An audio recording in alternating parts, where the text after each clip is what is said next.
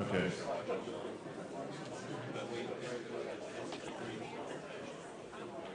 Testing.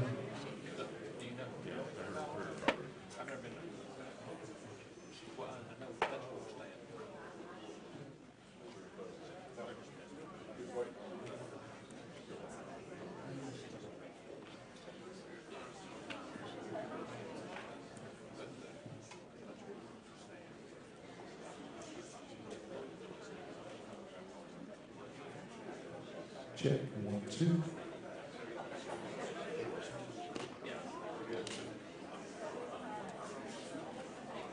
Hey Keith, are they checking the IFB from the testing station? Hello, hello. Testing, testing. Check 1, 2. Check 1, 2. I can hear you, Brett. Gotcha. All right, thanks.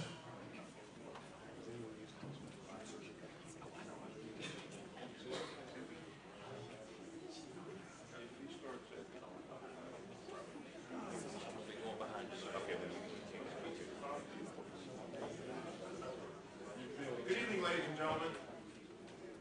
My name is Mark Hyman. I'm the moderator for tonight's event. First of all, thank you very much for being here at News 5, the Bristol Herald Courier, and the Bristol Chamber of Commerce. And on behalf of the Bristol Hotel, we're thankful you're here to be a part of tonight's event. Allow me to take a few moments to tell you about what's going to happen and what we expect of you. First of all, the most important thing is I would like you to show courtesy and respect to our two candidates. Oftentimes, candidates for office do not like to debate. So the fact that these candidates have agreed to debate is important, and they deserve our courtesy and our respect. We're going to start the evening off. The viewers at home will see a video that lasts about 20 seconds. We will not see it here. I'll talk to the camera for a few moments. I'll introduce the candidates as well as our panelists, and then we're here right now.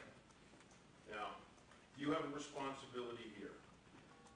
This is very important. We want to get to as many questions as possible, and that's a challenge. We have an hour, so we can only get a limited number of questions.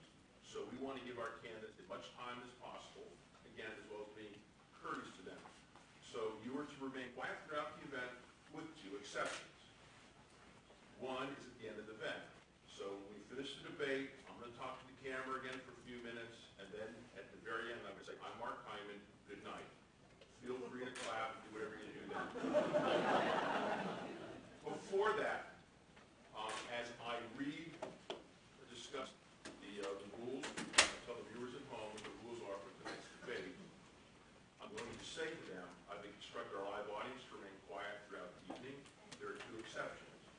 One has concluded the debate, and the other is right now when we welcome the candidates. They'll already be standing close. Please feel free to clap and do whatever you do then. Get a reminder, we've got live cameras here. If you need to leave the room, just be mindful if you stand up, you might want a camera shot. Man, that often means you stand up, you may see the bald spot you don't think exists. So just be mindful of that. And I've done debates all across the country in so many states at every level, and this is the rule we have everywhere. If you violate our rule about making noise and interrupting and so forth, the officers, they will not give you a second chance. They will remove you from the facility. Yes, we want to give our candidates as much time as possible to address their policy and philosophical differences, and making noise in the midst of the debate just takes time away from that. If you have a cell phone, now that everyone's deaf, if you have a cell phone, I ask you to please silence it. If you take pictures of your cell phone, I would ask you to turn off. That actually creates problems that distracts our candidates. It also creates problems for cameras. Last thing, I've already told both candidates, you're here, you're watching them live, we have panelists here. They're not going to look at any of you. They're not going to acknowledge you.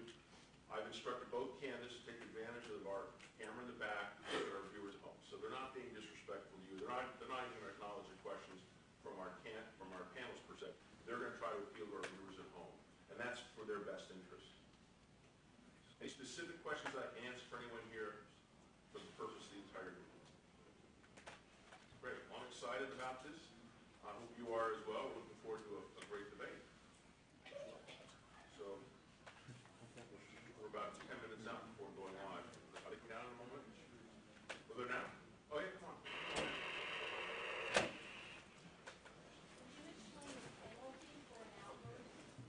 An officer's going to take you out here. And then you have to buy dinner for the entire room. We are not cheap dates. This is not driving through the window. We are going to sit on State Street or right here at Williams table. Somewhere you'll bring it out. 10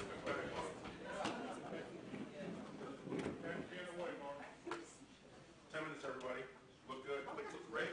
Look great looking crowd you got. You look good too.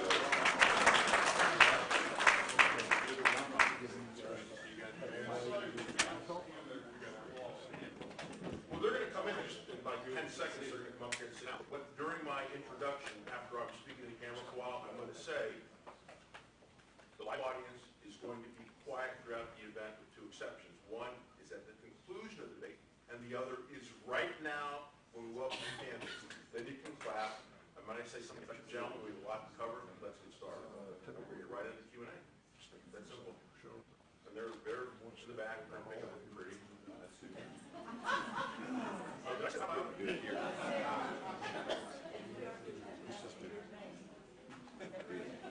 Sorry. No. Nobody.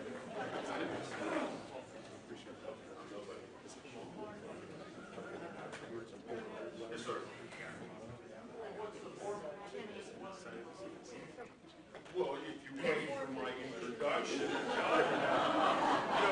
you find out first with those viewers at home, they're going to be really upset they weren't here.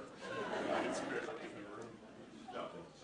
We'll ask the question. Each candidate gets 1 minute, and then they get 5 30-second rebuttals, which they may use at their discretion to extend their remarks or to rebut an opponent. But all rebuttals have to be used prior to closing statements. Now that I've let the secret out of the bag, this junk can't wait. And by the way, because this young lady wants to come out first, let's find out where she's taking us all to dinner. There you go. Oh. And she's buying dessert. Good thing I haven't eaten since yesterday. Really hungry. Good. Great.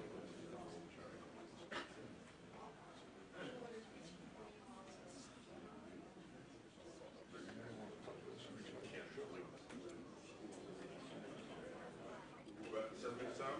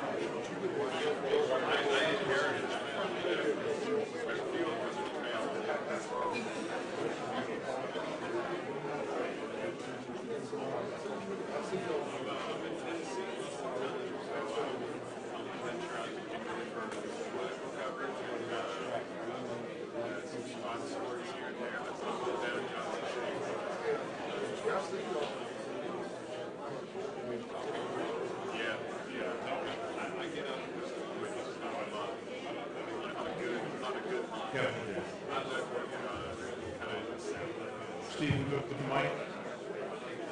Good.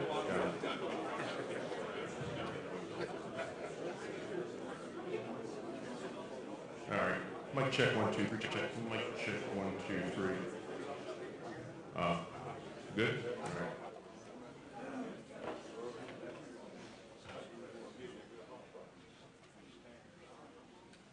We're about 5 minutes away from going live. Testing. Testing. I hope the audience notices I have a bodyguard over here. I'm saying, that important.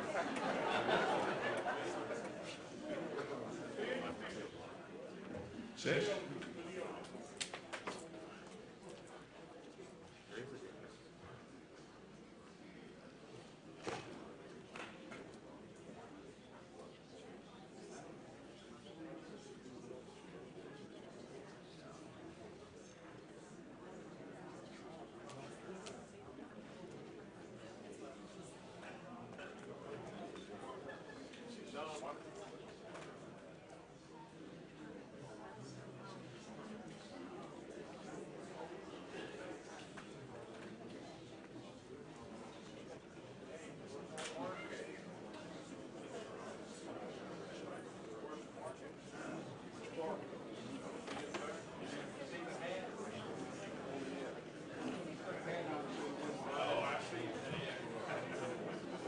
Okay, mic check 1, 2, 3. Check, check, mic check 1, 2, 3. You hear me in the control room?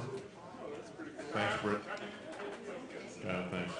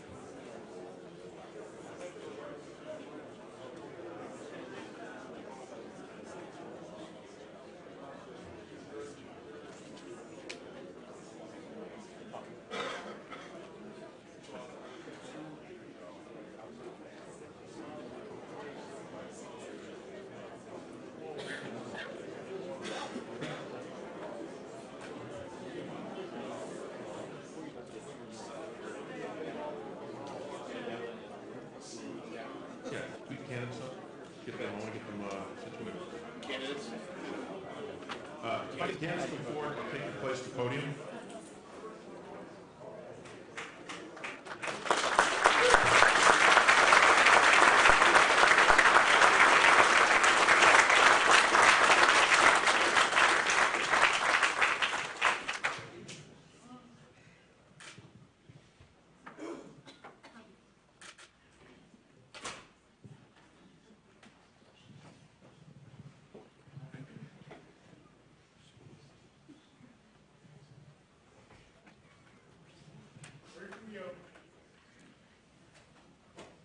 So just reminding the audience, so 3 minutes will go live. We'll have a 20-second video, which will roll at the station. We will not see your. Then I'll start speaking to the camera. And we'll have about a minute worth of boilerplate, then we'll get right into the debate.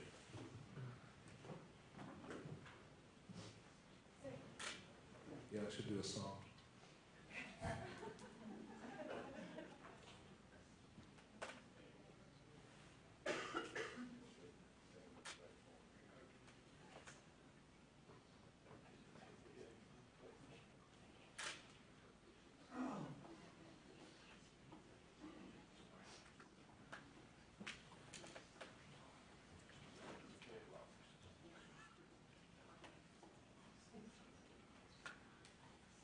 Two minutes to the open.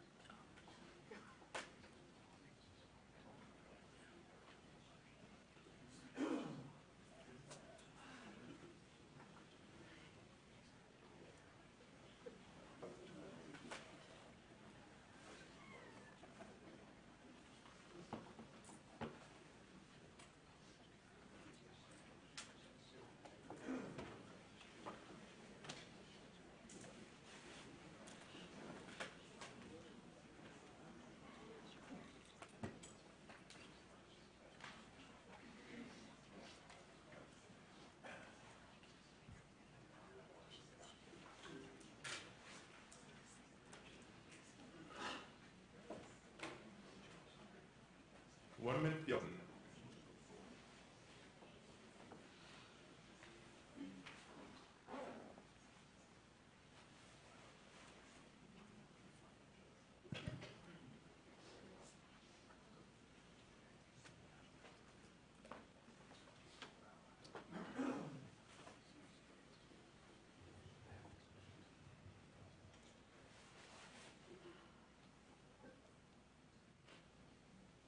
Thirty to the open.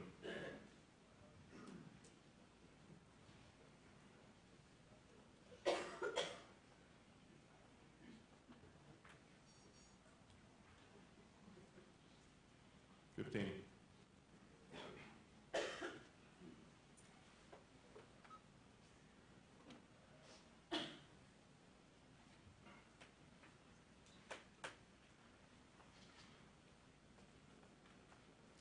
We're in the open, 20 seconds.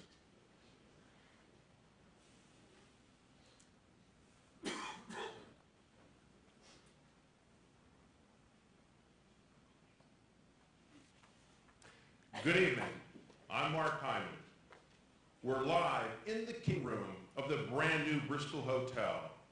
Thank you for joining us for this debate, Virginia's 9th Congressional District, between Anthony Flaccavento and Morgan Griffith. I confirmed with both candidates earlier this evening how they prefer to be addressed. Tonight's debate will highlight the policy differences and philosophical differences of both candidates. There will be no trick or gotcha questions and no showboating by moderator. The order in which the candidates are standing and the order in which they deliver their closing remarks was determined earlier by campaigns drawing cards. The candidates agreed to tonight's debate format. Asking questions will be David Yee of the Bristol Herald Courier, Beth Reinhardt of the Bristol Chamber of Commerce, and Paul Johnson of WCYB News 5. There will be no opening statements. Each candidate has 60 seconds to answer a question. They each have 5 30-second rebuttals which they may use at their discretion to either rebut an opponent's answer or to extend their own remarks. However, all rebuttals must be used prior to closing statements. As moderator, I reserve the right to ask a follow-up question if, in my judgment, it's needed in order to clarify an answer. We have a live studio audience comprised of supporters of both candidates and some undecided voters. I've asked the audience to refrain from any reaction during the debate as this only takes time away from our candidates. However, there are 2 exceptions. One is at the conclusion of the debate, and the other is right now when we welcome the candidates.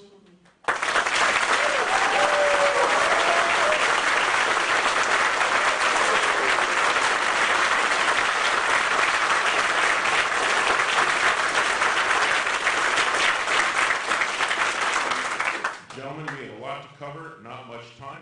Good luck to both of you. Let's get started. The first question of the evening will come from David Yee, and we'll start with you, Mr. Flaccavento.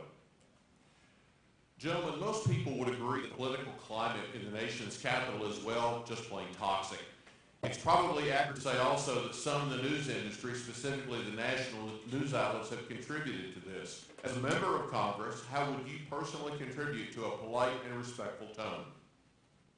Thanks, David. I think there's a couple of things you can do in that regard. I mean, the first thing is that part of why our political debate has become so toxic, and there's a lot of reasons for it, is because we're not getting much done.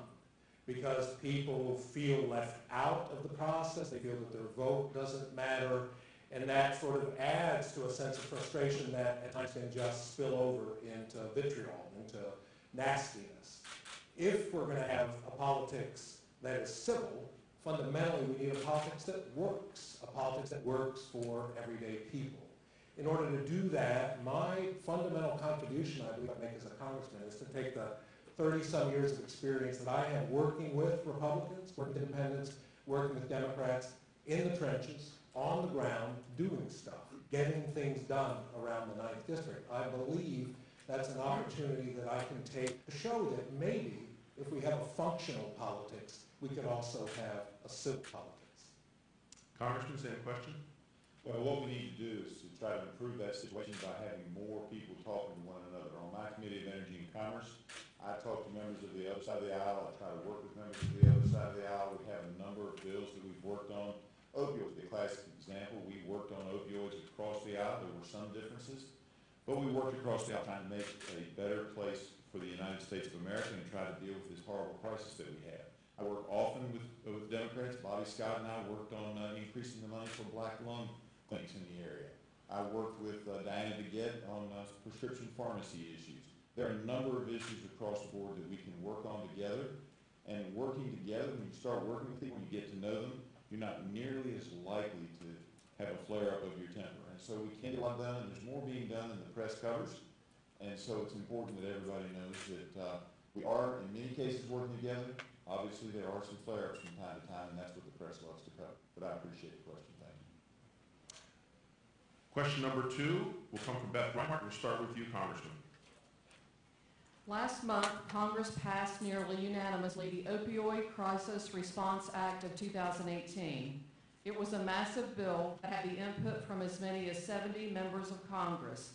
It could be comprehensive legislation that will make progress against the opioid epidemic. Cynics may dismiss it as another spending boondoggle meant to benefit incumbents as they campaign for re-election. How do you see it? Well, I had several of those ideas that were in there that were mine, and we ended up with the Senate bill, but 2 of the concepts that came out of the House were mine, dealt with prescription drug monitoring programs. You know, it's not something that you go and be cynical about. There's a reason that Republicans and Democrats got together on this. The opioid crisis is serious. It's particularly serious in our area. Pills were being dumped by McKesson and other companies in West Virginia. They're paying big fines. I grilled them in a cross-examination in one of our hearings as to what they were doing. My district, the 9th District of Virginia, where we live, touches 4 other states. So you can get drugs in 4 or 5 different states in just a couple of days. That's why these prescription drug monitoring programs at the national level, where they can talk to one another across state lines, are so important, and that's why I was very, very proud to champion that and have worked with Democrats and Republicans to make that happen. Mr. Flaccavento, same question. I think that bill does have a lot of good steps forward. It's pretty late in the game. I mean, it's unfortunate that we've had a crisis that's been brewing basically now for a generation. I had the privilege back in January when I was campaigning, meeting with the folks in the Giles County Drug Court, one of several drug courts, which is an alternative to incarceration. Drug court, which brings the judge together with the prosecutor, with rehab therapists, with local law enforcement, is working. The problem is it's too small, and we need solutions, and we need state and federal government to invest in those solutions that can work. Drug court is one thing. Another thing we desperately need is far more treatment facilities. We simply have many, many people in serious addiction who have no option to get the kind of longer-term treatment that they need. Both of those things, I think, are absolutely the responsibility of the government. And I would say that the lawsuits that the counties and the state has filed against Big Pharma are spot on. We need to take those resources And your time fund expired. them into drug courts. Rebuttal? Rebuttal. Yes, and I appreciate it.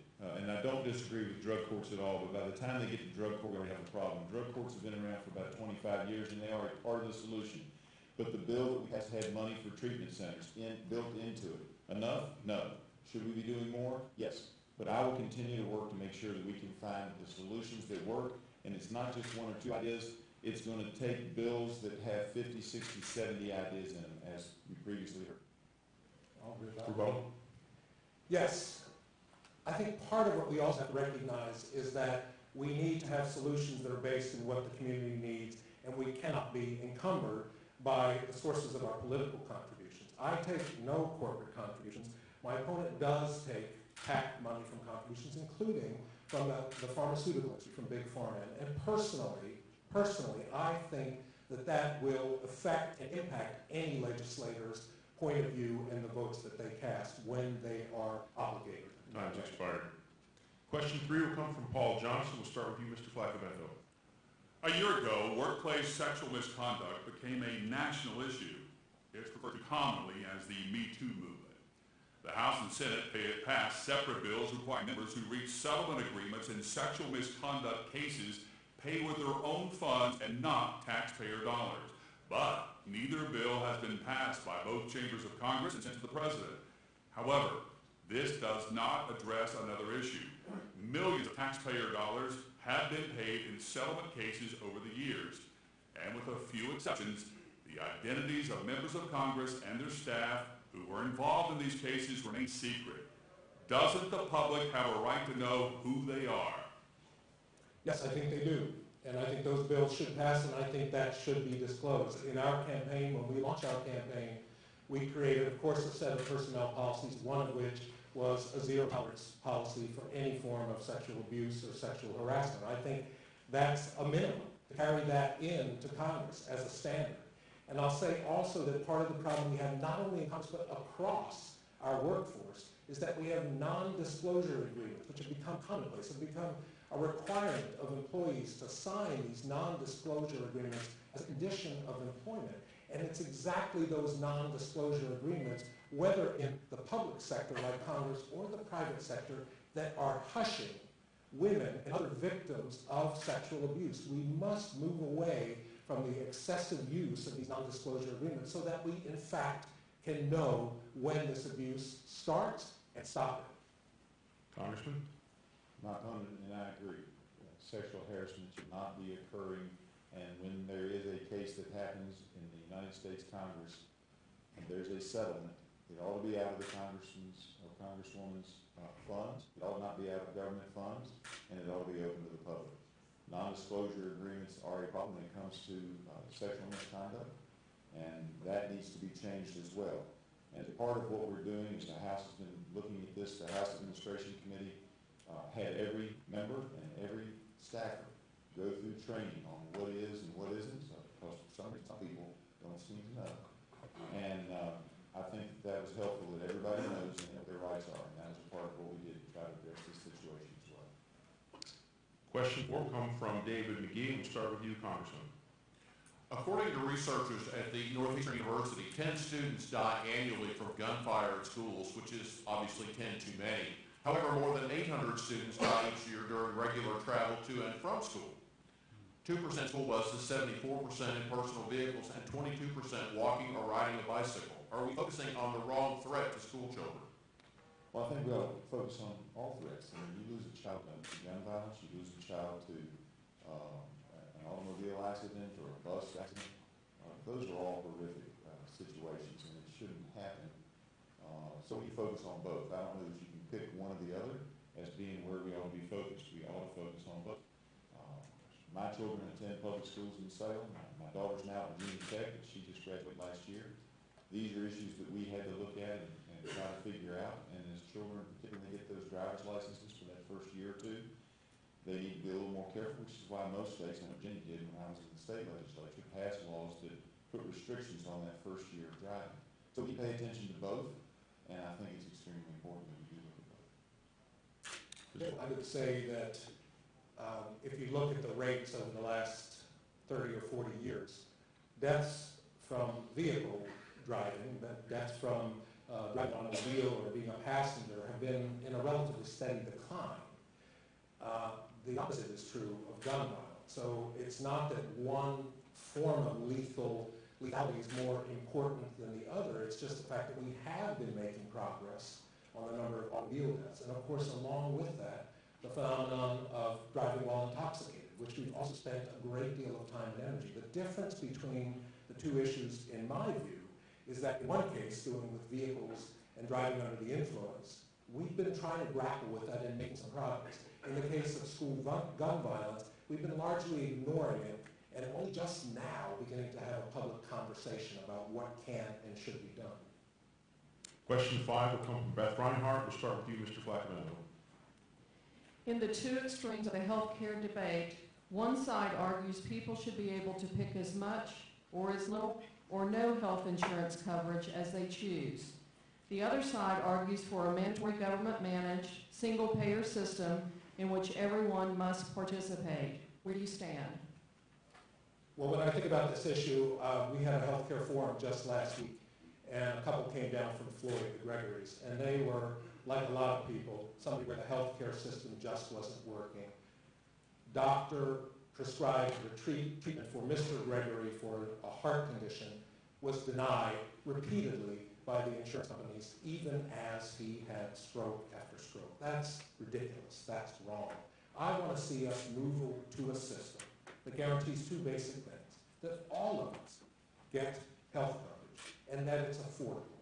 And to me, the way we do that is with a sliding scale Medicare for all. Medicare for all, where you pay as you are able and as your income allows. And a Medicare for all that provides coverage that actually saves money in the long run, because we know that the cost of private insurance is much higher per dollar of healthcare expenditure than a Medicare-run system. Congressman? Thank you. Government-run healthcare will be far more expensive than what we're spending today, and we want to make sure that everybody is taken care of, but government-run healthcare will not do that. It just won't. The bottom line is that I once had a friend who lived in England, and what would have been routine heart surgery in the United States, he had to wait 9 months for. His family was absolutely convinced his life was shortened because there was, in fact, rationing health care. He couldn't get surgery you would have gotten immediately in the United States. During the time period, during that 9-month time period, he had to wait and wait and wait, and his heart got weaker and weaker. So, let's not buy into the plan that there's a panacea if you have government-run health care. And let's remember, right here in Bristol, President Obama came in and said, if we pass the plan, you're going to have $2,500 in savings on average for both. You're going to have $2,500 savings on average for the average household. Well, that didn't happen. That did not happen. The people in the district keep coming up to me at all the different events I go to, time and time again, and say, you know what, I was better off before. I can't afford my per diem. I can't afford the co-pays. The system is not working. We need to reform the system, but the reform that is offered by the Democrats, government health care, is not the answer.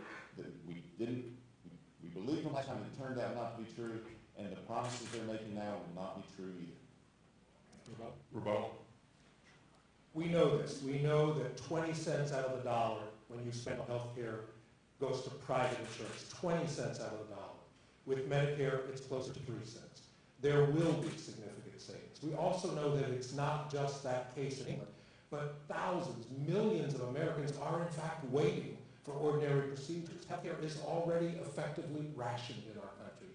The question is, can we arrive at a system that provides true affordability and truly universal coverage? Gentlemen, you both have 3 rebuttals remaining. Question 6 will come from Paul Johnson. We'll start with you, Congressman. The U.S. tax code is nearly 80,000 pages long. We can all agree this is massive. Each year, millions of everyday Americans must hire professionals to determine what they owe the government. And sometimes they get it wrong. What should be done about the tax system that is currently in place? Well, we did a bill last year that made it a little more simple. When you go file your taxes next year, I think you'll see that you have a much simpler bill. You're going to see that you have an increase, almost double, in your child tax credit. Lots of people are getting money back that they can stick in their pockets. It varies from family to family, but a lot of people are getting it. And furthermore, those tax cuts also, not only did they simplify the code some, not as much as I would have liked, they simplified it some, but they also created the stimulus for this job growth that we're seeing. While I would like it to be more robust in Southwest Virginia, we're seeing jobs created. 300 jobs in Pulaski County this week attributed to the tax cuts. Jobs over in Buchanan. Everywhere I go, people are saying we're able to hire somebody else. We're able to invest in more equipment, and now our economy is starting to move. The tax simplification that we did in the Tax Cuts and Jobs bill was a good thing, and I will fight to defend it and make sure that you get to keep Your time's expired. Mr. Flaccavento. Simplification is important, but the bigger issue is fairness, and the bigger issue is what is good for the economy and the nation overall. I don't know who in Buchanan County. I know that in Buchanan County the unemployment rate is still almost double the state average. And I know that this tax plan has given school teachers across the district who are struggling mightily roughly a $1 or $2 per day tax break. What exactly are they going to do with that in light of all the other rising costs? I favor a tax bill that, yes, has simplification, but is fundamentally focused on working people, on middle class, and on small businesses. That's who should be the targets of our tax cuts, because we need them, but also because they turn around and invest. They turn around and spend. When we give tax breaks to the wealthiest Americans and the biggest corporations, which, by the way, we've been doing for 40 years now, they don't invest in it anywhere near the way small businesses and working folks do. We have to change the focus of our tax plan. Time's expired. Question 7 will come from David McGee. We'll start with you, Mr. Flaccavento. Whether you believe in border walls or pathways to citizenship, there is widespread agreement that our immigration system is broken. Please identify a couple of steps that you believe should be taken to fix the system. Well, first of all, we have to continue with the border security that actually is pretty strong right now and has been improving. The notion that we have a porous border and people are just pouring across it in droves simply isn't true. Now, we do have illegal immigration, but one of the ways we can do that we can stem that, is to make sure that the pathway to citizenship is clear, is reasonable, so that people will choose to come illegally. That's an absolutely essential ingredient of immigration reform. The second thing is to recognize that the Dreamers, the so-called DACA young people, have a pathway to citizenship, and it ought not to be delayed anymore. It ought to be action that Congress takes and the White House signs very quickly. And the last thing I'll say is that fundamentally, if we want to stem the tide of people coming from Central America and Mexico, we need to help those countries improve their economies, improve their democracies, so many people are not fleeing violence and fleeing oppression. We can save ourselves a lot by making those nations stronger.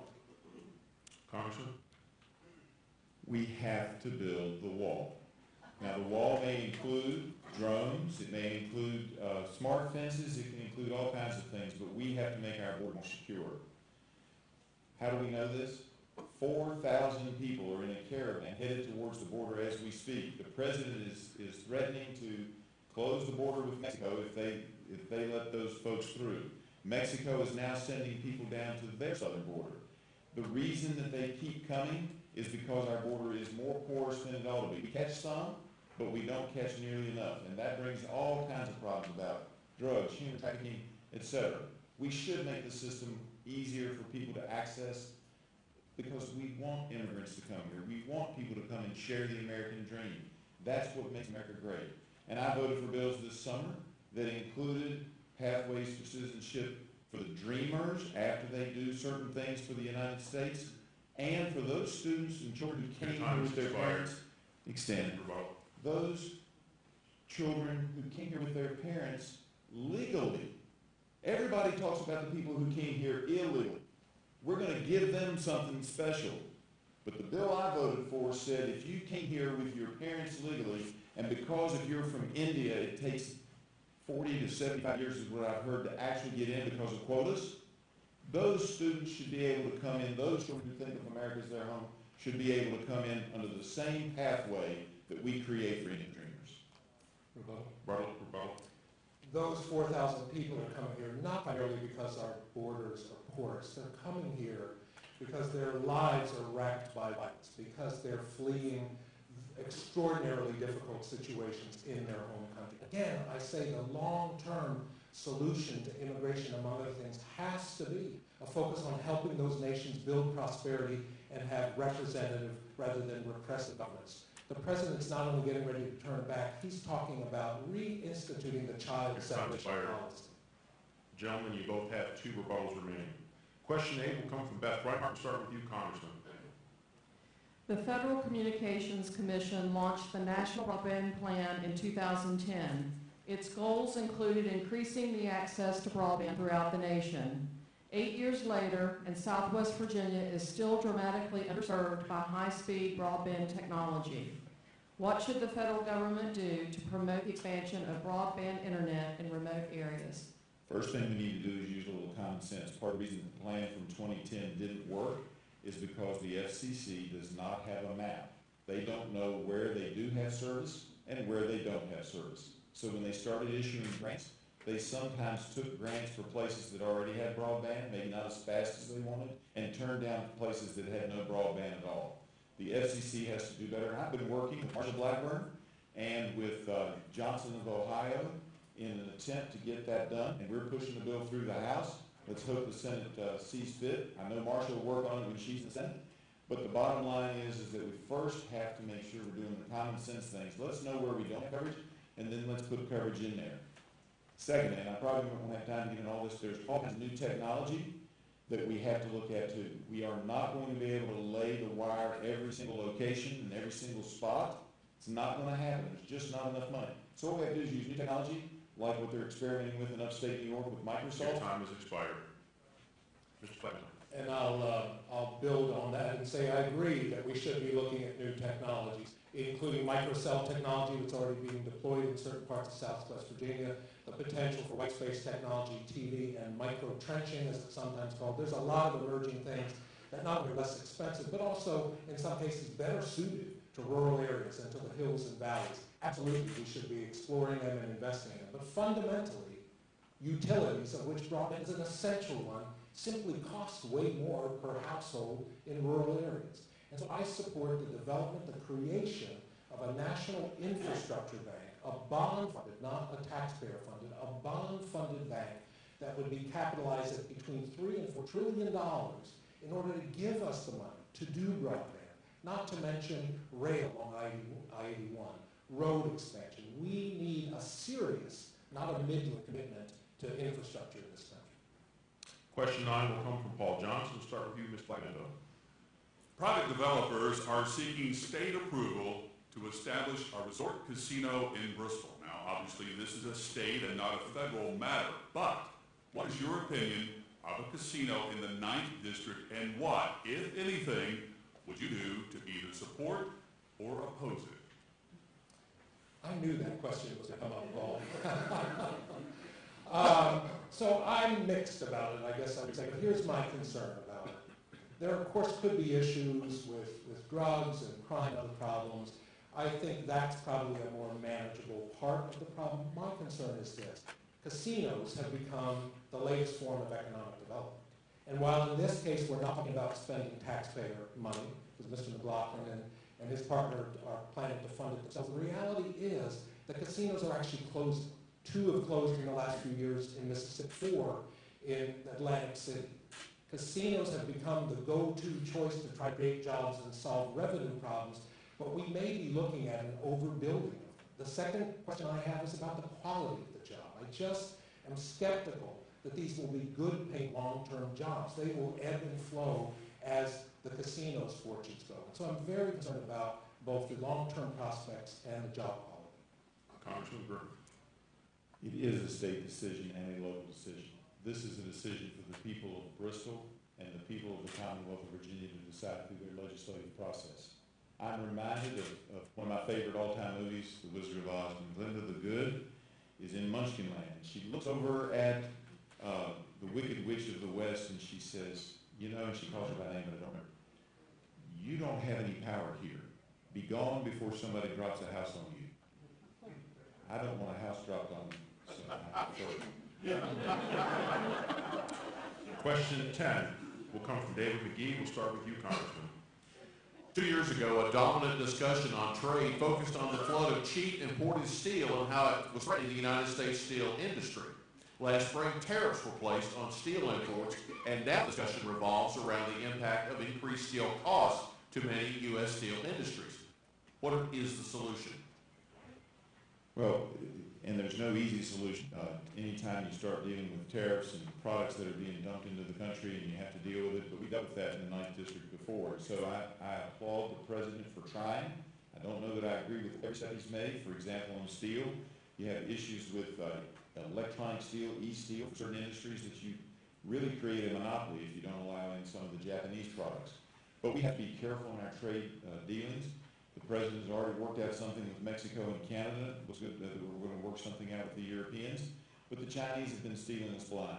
And we have to realize that we cannot allow them to continue to steal our intellectual property. And it's not just movies and songs. We're talking about the things that we invent and make, and they hijack it, and they make it, and they take away from us, and they dump things. And if anybody hasn't seen these stories, read the Beth Macy book on Factory Man about the furniture fight led out of Galax, Virginia in the 9th District by John Bassett. Your time has expired. Mr. Flaccavento. Yeah, our trade policy has been needing an overhaul for quite some time. That's certainly one area that I agree. I don't think tariffs are the right solution. Tariffs just have a way of escalating. It's a tit for tat. We've already seen quite a bit of that. Some of it's actually happened. Some of it is being threatened by China and others. It's hurting American farmers already who are facing another year of low returns and low incomes. And we have people in the 9th District who use steel and aluminum in their products that are already concerned about this. What would be a better trade policy? Well, for one, we ought to insist that trade policy elevates workers, that it allows for organized labor to form unions, that it protects the environment and the health of citizens. If our trade policies were based on the idea of elevating those things with our partners, requiring them of our partners, we would not only be able to form trade deals, but in fact we would have trade deals that come back to support American manufacturers, farmers, and working people. Question 11 will come from Beth Reinhardt. We'll start with you, Mr. Flaccavento. In 2016, Hillary Clinton won the popular vote. Donald Trump won the electoral vote. Some have argued for scrapping the Electoral College that is established in the Constitution and instead allowing for the president to be elected based only on the popular vote. What is your opinion? I think the Electoral College should be scrapped and the president should be elected based on the popular vote. Compton? That's a terrible idea. You just ceded all the power away from Virginia. You gave it to California liberals and New York liberals, and that's not what we want in this country. The middle part of the country, including Southwest Virginia, ought to have a voice, and you should never get rid of the Electoral College. And it's very interesting that that actually was put into the Constitution to protect the smaller states, and the big giant state at that time was the Commonwealth of Virginia. That's who they were afraid of. They didn't want Virginians running the show. I don't want San Francisco and New York City running the show. We need to keep the Electoral College. The Union was based upon that principle, and you risk destroying the Union if you take away that safety net so that all the citizens in all regions can actually be heard in the contest for a president. We're elected to Congress based on population. The Senate is based on states. The Electoral College makes sure you have a balanced presidential level as well. Question 12 will come from Paul Johnson. Start with you, Congressman Griffith. The FBI has come under harsh criticism from both the political left and right due to recent controversies. What should Congress be doing to help the FBI restore its reputation as the nation's premier law enforcement agency? Congress needs to continue with its investigations of those rogue folks at the top of the FBI. There are a number of them. We don't have them all ferreted out yet. We need to find out which people, just like we should at the IRS and other places. If we've got folks who are weaponizing and making partisan, whether it be Democrats or Republicans, if you're making our chief law enforcement agency in the country a tool for political persuasion one way or the other, that's wrong. And so we've got to continue these investigations. We've got to find out who was tilting the balance of justice improperly, and those folks need to be fired. The Congress has already worked, and some folks have already been fired, and some folks have been reassigned. But we've got to continue that because we need confidence in this country that our FBI is in fact fair, and that if you're being investigated, you don't have to worry about something that you might say in one interview and not say in another interview, but for political reasons, you are prosecuted. That's wrong. Mr. Flaccavento. I mean, if you want to talk about undue politicization, we ought to talk about what the president has done in relation to the FBI, the Mueller investigation, and everything else. The problem primarily, with rare exception, is not coming from the highly trained career professionals within the FBI or the Department of Justice. Those folks are not the problem. It's that we politicize the entire process, starting at the top with our president. He is the one who has interjected into this process a sort of a tweet-based information campaign that has taken away the independence of the judiciary and of the FBI. We have to be able to preserve the integrity of the law enforcement, including the FBI, including the Department of Justice, and including the Mueller investigation. Question 13 will come from David McGee. We'll start with you, Mr. Flaccavento. It used to be that Congress would pass all 12 annual appropriations bills as standalone measures. This allowed for public scrutiny of what was in them. This has occurred only once in the previous 20 years in 2002. Today, Congress typically rolls all spending into one massive omnibus bill that's thousands of pages long with no public scrutiny? How will you work to getting Congress back into the routine of passing standalone appropriation bills? Well, I think it's a tough thing to unwind. It's almost become a tradition of the last few Congresses that we do this. It's certainly a reflection of the polarization we have. Part of why everything gets lumped in and usually passed at the 11th hour is because we're having a very difficult time reaching agreement on critical priorities and stuff. So it certainly starts with the fact that we are too polarized and we're spending too much time on superficial issues and not getting down to the bottom of it. That's one very critical piece. The other thing I would say is that, I'm a working person, and I think if we had more working people in Congress, we might begin to try to simplify the legislative process. Maybe part of our problem in Congress, part of why these bills become so complex that they're mind-boggling and unpassable, is because we have too many career politicians and too many lawyers. Maybe if we had some working folks in Congress, we could write bills that only were a few pages long instead of thousands of pages long. Congressman? Well, I agree. We should not have thousands and thousands of pages long bills and you get 10, 12, 15, 17 hours to read them. That's just wrong. And so if I have an opportunity to read the bills, I vote no. And I know that upsets leadership, but that's what you've got to do. And since I came to Congress, I have been out there and I am one of the people who's known as a reformer. I'm a little bit of a radical when it comes to reforming. And you know how you reform it? You go back to the original rules that we had. And sometimes you win and sometimes you lose, but you pass the legislation. And that's what we need to do. We've done better in the last year or two, but we're not there. Another thing we need to do, and both parties of this, we've allowed the leadership to have too much power. We need to have a devolution of power from leadership down to the regular members. When a bill passes a committee, when it passes the Appropriations Committee on the spending bills, that bill should come to the floor within a few days, not sit around for months while they haggle in the back room on how they're going to try to get it passed or not passed. Question 14 will come from Beth Reinhardt. We'll start with you, Congressman. The state and federal government both put emphasis on standardized testing in public schools. Yet there is ample evidence that disabled, disadvantaged, and English as second language students struggle on standardized tests. What should be done? Well, and they already have some programs where you can have people with you, so if you're a disabled student, somebody can be with you on the exam.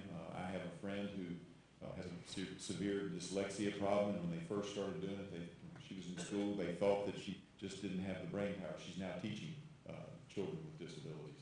And so there needs to be more flexibility with that. The federal government definitely needs to grant waivers whenever people ask for opportunities to have people helping those students with disadvantages, particularly those with disabilities and those with language problems, so that they can understand the questions that are being asked.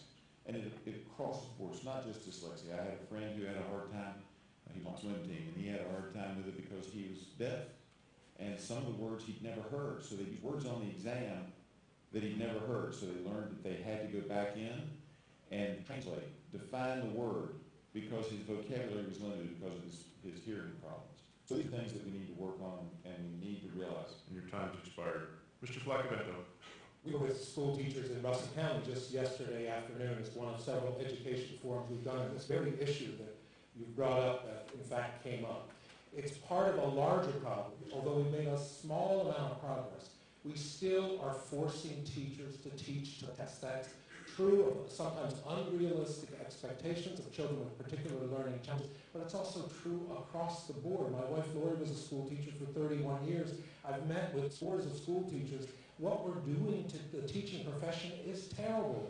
We need serious reform, and though many of those decisions are made at the local and the state level, what the federal government can do is it can stop issuing mandates, especially test score-driven mandates, without resources. We should flip that. The federal government should seriously invest in our public schools, especially struggling rural schools, and move away from these simplistic mandates of test-based learning. Question 15 will come from Paul Johnson. We'll start with you, Mr. Flaccavento. Lee County schools made headlines this summer when the school board approved arming some employees and teachers in an effort to improve school security. What greater role can and should the federal government play in funding school safety initiatives like resource officers, metal detectors, and video surveillance systems? Well, I think there has to be that. It's an unfortunate reality of our current time that we do have to account for things that perhaps 10 or 20 years ago we barely thought of. So yes, I think federal cost support, matching kinds of funds for school resource officers would be part of it. I'll tell you another thing that's badly neglected and would go a long way towards precluding school violence rather than stopping it when it's about to happen, is investment in guidance counselors. We have so many of our schools in which they're generally underfunded, but particularly they're losing their guidance counselors. And Lori and I know a good friend who was a guidance counselor in Washington County Schools, and she says that she spent most of the last 6 or 7 years of her career with test preparation, not with helping identify students who are struggling, not with helping to ferret out a student that maybe has a problem with rage or anger, not with protecting those students who are bullied. We need to invest in all of those things as solutions to school violence. Congressman. There is a school safety program, a grant program for school safety in private schools, but there's not enough money for all 50 states and all the different counties and cities. And so what each state has to look at, as well as the federal grants that are available, each state has to look at their resources and make decisions accordingly. When you have rich counties in the Commonwealth of Virginia like Arlington and Fairfax, and they don't want to send money downstate, that's a problem, particularly when you say the Lee County, which is a poor county compared to, beautiful place, but a poor county when it comes to dollars compared to Arlington and Fairfax. And what you need to say at the state level is those folks need to pony up, put some money up for school resource officers, or let Lee County find out what solution works for Lee County. The federal government shouldn't dictate everything, and if the state government isn't going to step up to the plate, then let Lee County make their own decisions. Question 16 will come from David Healy. We'll start with you, Congressman. There have been natural gas discoveries in nearby regions of Virginia. What is your position on fracking? Virginia's had fracking for 40 to 50 years, so I don't have any problem with fracking. We've done it in the coal fields for decades. It's been new in the rest of the country, but it has not been a problem in the area. You have to take a look at it. You have to make sure you're so far away from a mine entrance and that kind of thing. But Virginia has laws long before anybody else was looking at fracking. The difference is the horizontal fracking that has been used to get some of the shale gas in other parts of the country. We don't have a lot of that in the 9th District, little bits and pieces, but nothing to account for. So I don't have a problem with fracking, and I think that we should use it because we need to use all of our natural resources, whether it be natural gas, coal, oil, solar, wind. We need to use them all for an all of the above energy policy. And to come in and say that we're not going to use new technologies to improve that mix of energy is just wrong, and it's short-sighted, and we need to continue to help our economy grow by using our resources. Mr. Flaccavento. Yeah, fracking has really been on a lot of people's minds in Giles County, in Montgomery County, in parts of Roanoke County, because a lot of frack gas, not so much coming from Virginia, but coming from West Virginia and western Pennsylvania, is now being proposed to move through pipelines, the Mountain Valley Pipeline, the Atlantic Coast Pipeline. Myself, I think that the fracking process should meet the same threshold, the same environmental threshold that other energy development has to meet. Right now, the rules that fracking has to abide by are simply too light, too easy on that process, and it's led to everything from localized environmental problems around, particularly in places like West Virginia and Western Pennsylvania, where there's a great deal of it going on, to also the fact that we have too much methane leakage. And one of the most important environmental benefits of gas, its low emissions, is lost when it goes out into the atmosphere and becomes a greenhouse gas. Sure, we can do fracking, but there ought to be a clear environmental standard for that and the pipelines. Question 17 will come from Beth Reinhardt. We'll start with you, Mr. Flaccavento. What is your opinion of recent diplomatic initiatives regarding North Korea? I guess my opinion on that is that I wonder if there's a there. I hope that there is. But it seems to me there's been a lot of bluster, first threats followed by bluster, and then most recently with proclamation that basically the problem is solved, that the threat, the nuclear threat from North Korea is essentially over. I find that very difficult to believe. I know there is still a lot of activity going on in North Korea for their nuclear weapons program. If we can make progress in a truly disarming. And if that can be part of a larger settlement about security throughout the whole Korean peninsula, I would certainly support that. But right now, it seems to me we got a lot of fanfare, very little details, and very little certainty that we're actually moving towards a denuclearized North Korea. Question 18 from Paul Jones. My apology, Congressman. I probably want to get to question 18, but I'd like to answer this one first. Look, a year and a half ago, people were making fun of President Trump, saying, "Oh my gosh, he's crazy. He said he had a bigger button than the North Korean president had." And everybody on the left was saying this is just crazy. And then suddenly we had started having talks. No president before the current president ever said that they would actually meet with this individual. Why? Because they didn't want to give him any respect. Well, you know what? The president said, we got a major problem. They're about to have nuclear weapons.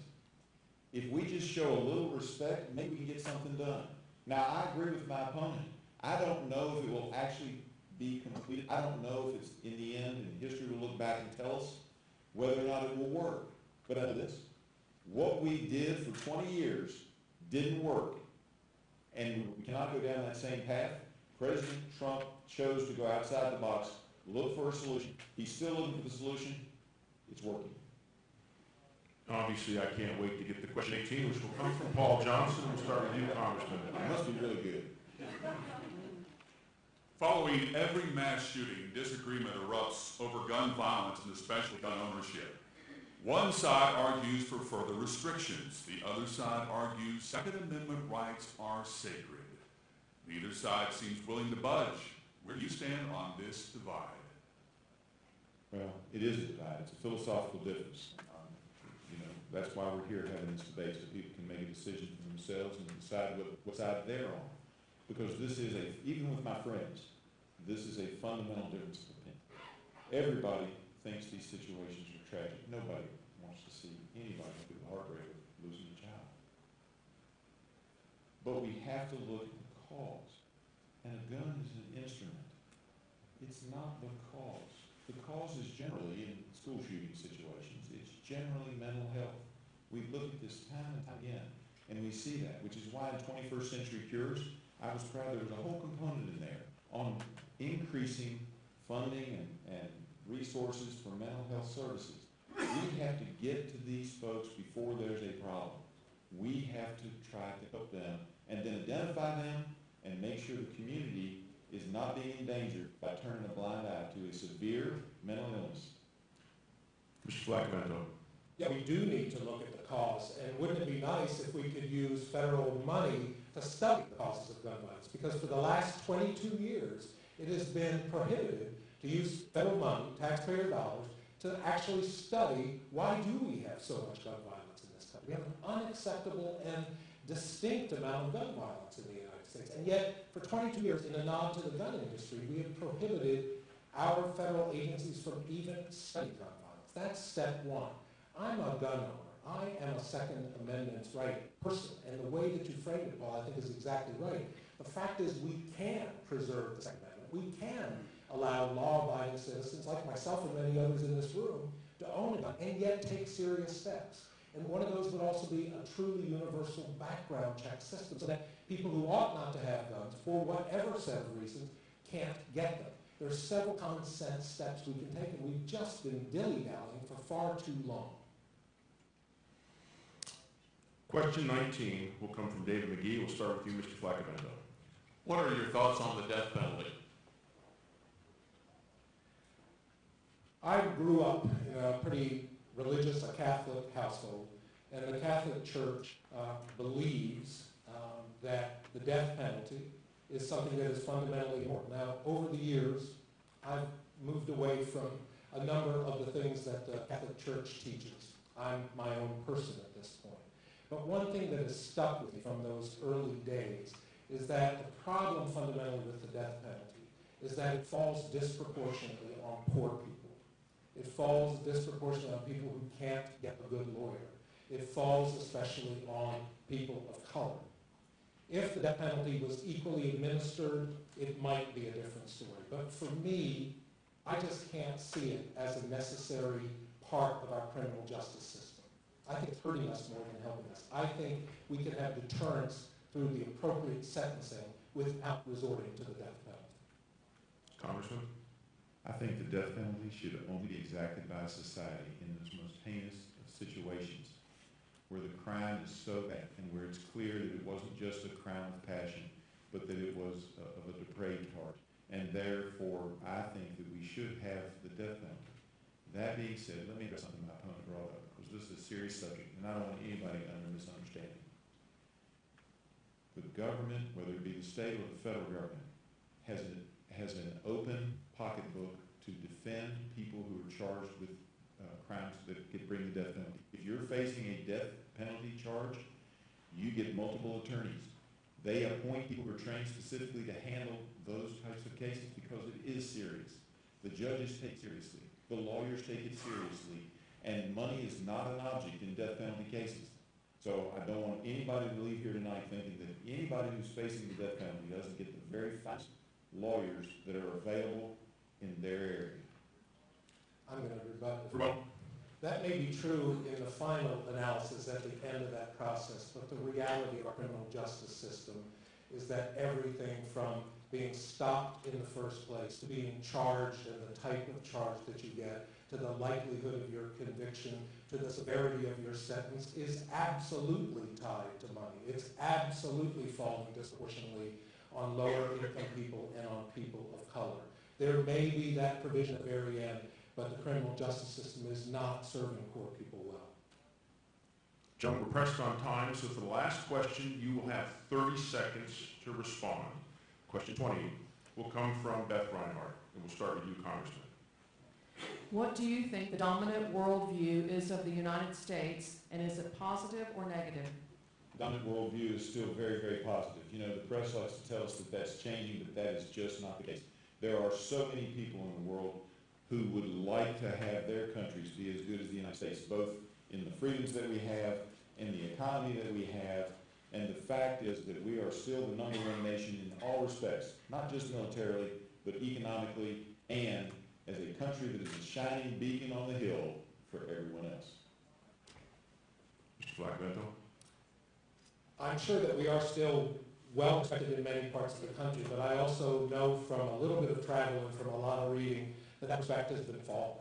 And that respect has been falling both because of the inconsistency of our president and because we simply have not been projecting the ideals that we say that we stand for. The ideals of liberty, the ideals that everybody gets a fair shot, the ideas that where you were born and what your income is does not matter. We are not projecting those values out to the rest of the world. And your time's expired. And gentlemen, I was informed by our controller, we can actually squeeze in one more question with 30-second responses. So question 21 will come from Paul Johnson. We'll start with you, Congressman, or with you, Mr. Flaccavento.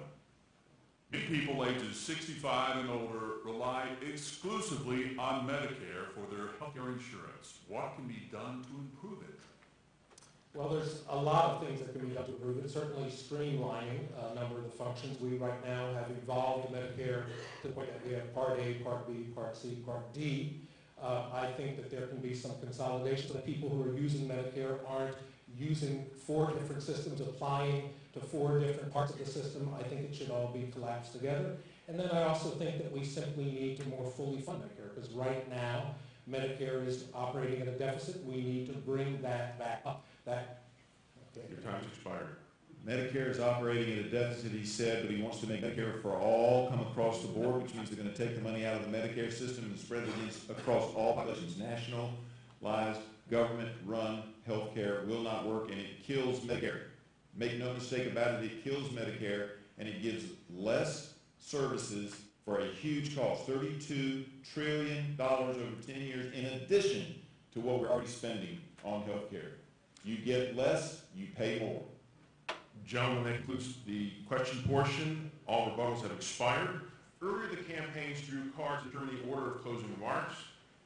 Mr. Flaccavento, you go first. Well, it's been a lively debate and a lot of questions, and I'm glad we've been able to do it. I appreciate WCYB, our Courier, and also the Bristol Chamber. Here's the fundamental question I have for you all is, do you feel that you're getting good enough representation? Because I think that the role of a congressperson, man or woman, is to provide that representation. And I think also the role of the congressperson is to represent working people. We already have way too many rich people in Congress. We do. The rich have plenty of friends, the rich and the powerful. What we don't have in Congress is we don't have people that represent the 9th District and our population. Working folks, farmers, union people, miners.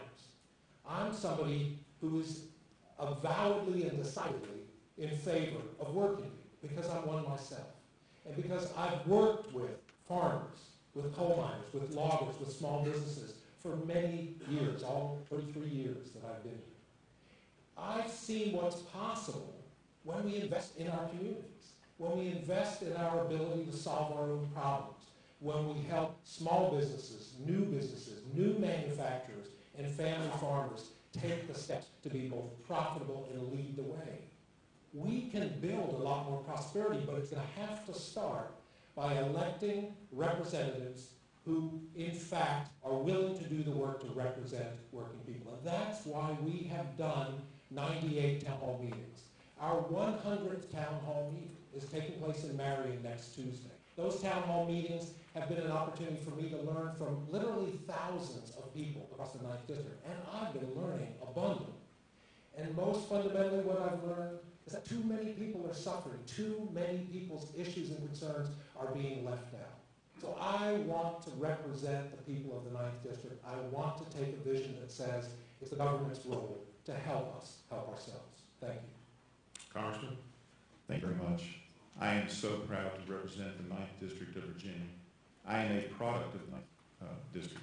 I grew up in Salem in a single-parent household. I knew that if I was going to do anything in life, achieve anything in life, I was going to have to work hard.